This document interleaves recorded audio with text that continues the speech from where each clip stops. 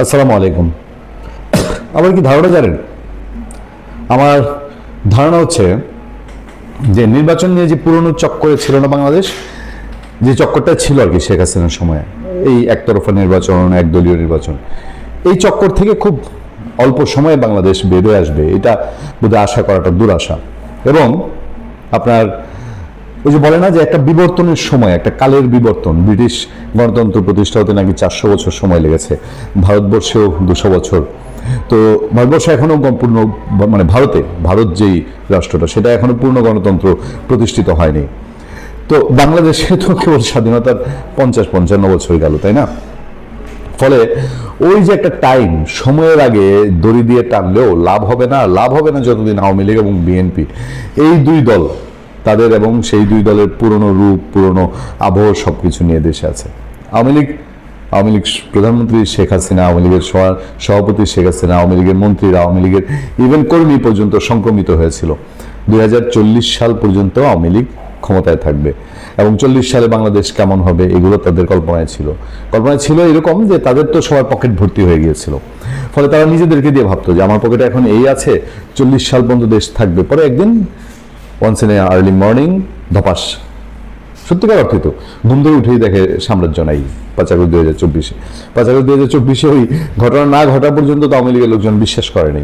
সাধারণ মানুষের ধারণার বাইরে ছিল শেখ হাসিনা চলে যাবে হঠাৎ করে, বা তাকে যেতে বাধ্য হতে হবে, এই ধারণা ছিল না। এখন এই রোগ, এই স্বপ্ন যে বলি না আওয়ামী লীগ বিএনপি এক ধাতুতে গড়া, এই রোগ বিএনপিতে সংক্রমিত হওয়া কেবল শুরু হয়েছে।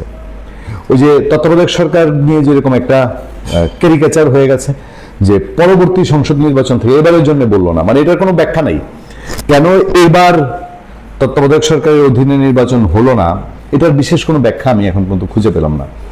আগামী নির্বাচন থেকে তত্ত্বাবধায়ক সরকার ব্যবস্থা নিয়ে বিএনপি 4 দলীয় জোট সরকার প্রথম কেরিন্দারিন ক্যারিকেচার শুরু করেছিল।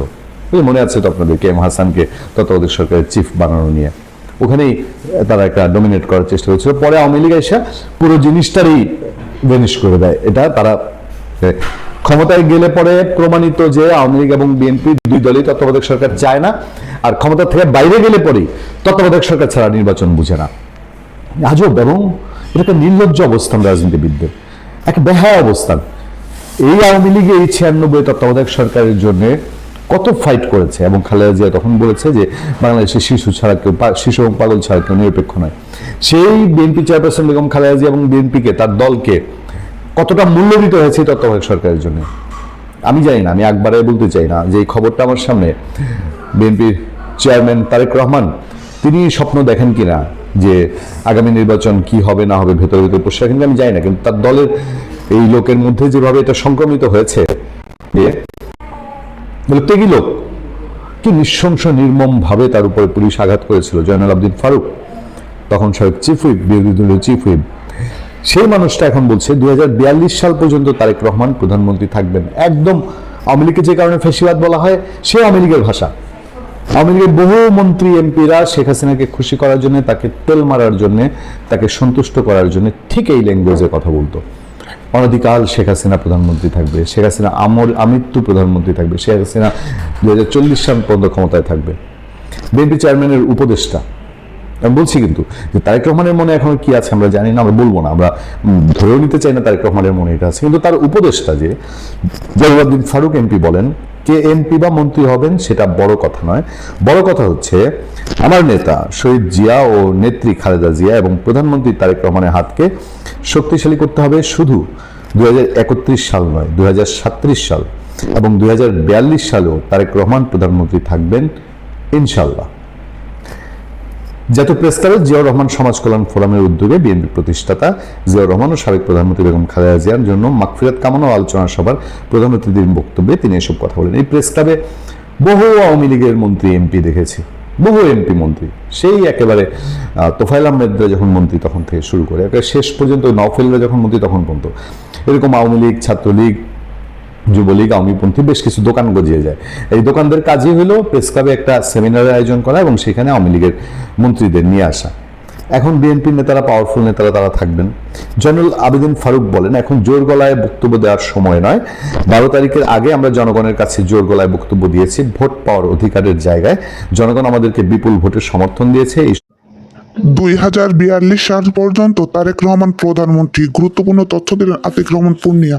ইশতেহার আমরা দিয়েছি, সেই ইশতেহার এবং ওয়াদা রক্ষা করতে হবে। তারেক রহমান সবচেয়ে যোগ্য ব্যক্তিদের দিয়ে মন্ত্রিসভা গঠন করেছেন। নতুন সরকারের অধীনে এজলাসে লাথি মারা হবে না, মিথ্যা মামলায় গ্রেফতার করা হবে না, জনগণকে ভিন্নমতকে হয়রানি করা হবে না।